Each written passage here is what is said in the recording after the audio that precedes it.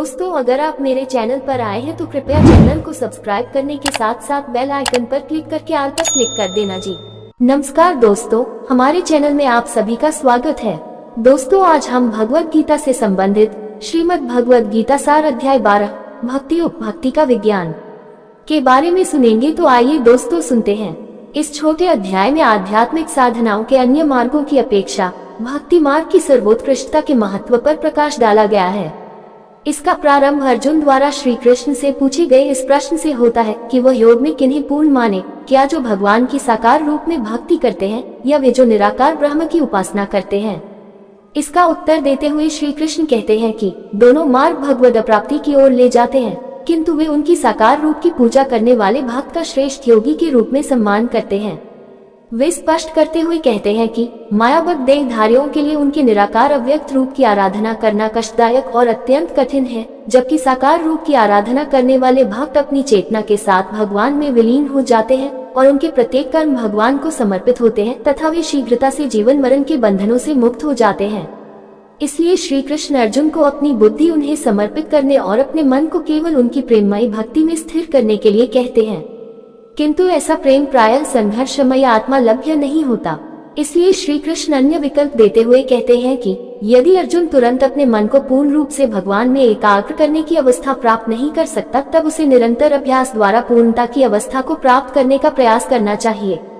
भक्ति कोई रहस्यमय उपहार नहीं है, इसे निरंतर प्रयास से पोषित किया जा सकता है। यदि अर्जुन इतना भी नहीं कर सकता तब भी उसे पराजय स्वीकार नहीं करनी चाहिए, अपितु इसके विपरीत उसे केवल श्री कृष्ण के सुख के लिए अपने कर्तव्यों का पालन करना चाहिए।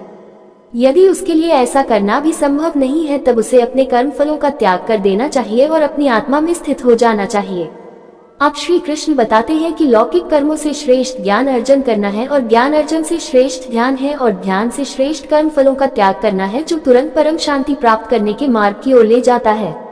इस अध्याय के शेष श्लोकों में उनके प्रिय भक्तों के अद्भुत गुणों का वर्णन किया गया है जो भगवान को अत्यंत प्रिय हैं।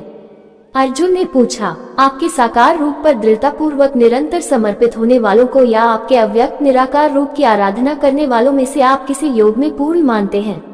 आनंदमय भगवान ने कहा, वे जो अपने मन को मुझ में स्थिर करते हैं और सदैव दृढ़ता पूर्वक पूर्ण श्रद्धा के साथ मेरी भक्ति में तल्लीन रहते हैं, मैं उन्हें सर्वश्रेष्ठ योगी मानता हूँ। लेकिन जो लोग अपनी इंद्रियों को निग्रह करके सर्वत्र संभाव से मेरे परम सत्य, निराकार, अविनाशी, निर्वचनीय, अव्यक्त, सर्वव्यापक, अकल्पनीय, अपरिवर्तनीय, शाश्वत और अचल रूप की पूजा करते हैं, वे सभी जीवों के कल्याण में संलग्न रहकर मुझे प्राप्त करते हैं। जिन लोगों का मन भगवान के अव्यक्त रूप पर आसक्त होता है, उनके लिए भगवान की अनुभूति का मार्ग अति दुष्कर और कष्टों से भरा होता है। अव्यक्त रूप की उपासना देहधारी जीवों के लिए अत्यंत दुष्कर होती है। लेकिन जो अपने सभी कर्मों को मुझे समर्पित करते हैं और मुझे परम लक्ष्य समझकर मेरी आराधना करते हैं और अनन्य भक्ति भाव से मेरा ध्यान करते हैं, मन को मुझ में स्थिर कर अपनी चेतना को मेरे साथ एकीकृत कर देते हैं। हे पार्थ, मैं उन्हें शीघ्र जन्म मृत्यु के सागर से पार कर उनका उद्धार करता हूँ। अपने मन को केवल मुझ पर स्थिर करो और अपनी बुद्धि मुझे समर्पित कर दो। इस प्रकार से तुम सदैव मुझ में स्थित रहोगे, इसमें कोई संदेह नहीं है।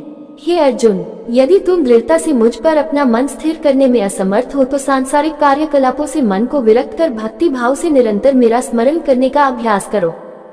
यदि तुम भक्ति मार्ग के पालन के साथ मेरा स्मरण करने का अभ्यास नहीं कर सकते तब मेरी सेवा के लिए कर्म करने का अभ्यास करो। इस प्रकार तुम पूर्णता की अवस्था को प्राप्त कर लोगे। यदि तुम भक्ति युक्त होकर मेरी सेवा के लिए कार्य करने में असमर्थ हो तब अपने सभी कर्मों के फलों का त्याग करो और आत्मस्थित हो जाओ। शारीरिक अभ्यास से श्रेष्ठ ज्ञान है, ज्ञान से श्रेष्ठ ध्यान है और ध्यान से श्रेष्ठ कर्म फलों का परित्याग है, और ऐसे त्याग से शीघ्र मन को शांति प्राप्त होती है। जो किसी प्राणी से द्वेष नहीं करते, सबके मित्र हैं, दयालु हैं, ऐसे भक्त मुझे अति प्रिय हैं, क्योंकि वे स्वामित्व की भावना से अनासक्त और मिथ्या अहंकार से मुक्त रहते हैं, दुख और सुख में संभाव रहते हैं और सदैव क्षमावान होते हैं। वे सदा तृप्त रहते हैं, मेरी भक्ति में धूर्णता से एकीकृत हो जाते हैं। वे आत्म संयमित होकर दृढ़ संकल्प के साथ अपना मन और बुद्धि मुझे समर्पित करते हैं। वे जो किसी को उद्विग्न करने का कारण नहीं होते और न ही किसी के द्वारा व्यथित होते हैं, जो सुख दुख में संभाव रहते हैं, भय और चिंता से मुक्त रहते हैं, मेरे ऐसे भक्त मुझे अति प्रिय हैं।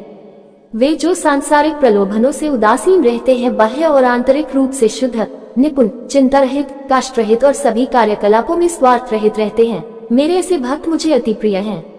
वे जो न तो लौकिक सुखों से हर्षित होते हैं और न ही सांसारिक दुखों से निराश होते हैं तथा न ही किसी हानि के लिए शोक करते हैं एवं न ही लाभ की लालसा करते हैं। वे शुभ और अशुभ कर्मों का परित्याग करते हैं। ऐसे भक्त जो भक्ति भावना से परिपूर्ण होते हैं मुझे अति प्रिय हैं। जो मित्रों और शत्रुओं के लिए एक समान है, मान और अपमान, शीत और ग्रीष्म, सुख तथा दुख में संभाव रहते हैं, वे मुझे अति प्रिय हैं। जो सभी प्रकार के कुसंग से मुक्त रहते हैं, जो अपनी प्रशंसा और निंदा को एक जैसा समझते हैं, जो सदैव मौन चिंतन में लीन रहते हैं, जो मिल जाए उसमें संतुष्ट रहते हैं, घर गृहस्थी में आसक्ति नहीं रखते, जिनकी बुद्धि दृढ़ता पूर्वक मुझ में स्थिर रहती है और जो मेरे प्रति भक्तिभाव से परिपूर्ण रहते हैं, वे मुझे अत्यंत प्रिय है। श्री कृष्ण भक्तों की 10 अन्य विशेषताओं का वर्णन करते हैं। वे जो यहाँ प्रकट किए गए इस अमृत रूपी ज्ञान का आदर करते हैं और मुझ में विश्वास करते हैं तथा निष्ठा पूर्वक मुझे अपना परम लक्ष्य मानकर मुझ पर समर्पित होते हैं, वे मुझे अति प्रिय हैं। उम्मीद करते हैं दोस्तों आपको ये भगवत गीता से संबंधित श्रीमद् भगवत गीता अध्याय 12 भक्ति उपभक्ति का विज्ञान के विचार सुनने में अच्छे लगे होंगे जी। दोस्तों आपको ये विचार सुनने में अच्छे लगे हैं तो कृपया करके चैनल को सब्सक्राइब जरूर करें। इसी के साथ विदा लेते हैं दोस्तों। कल फिर भगवत गीता का इससे अगला भाग लेकर हाजिर होंगे। तब तक सभी दोस्तों को जय श्री कृष्णा जी।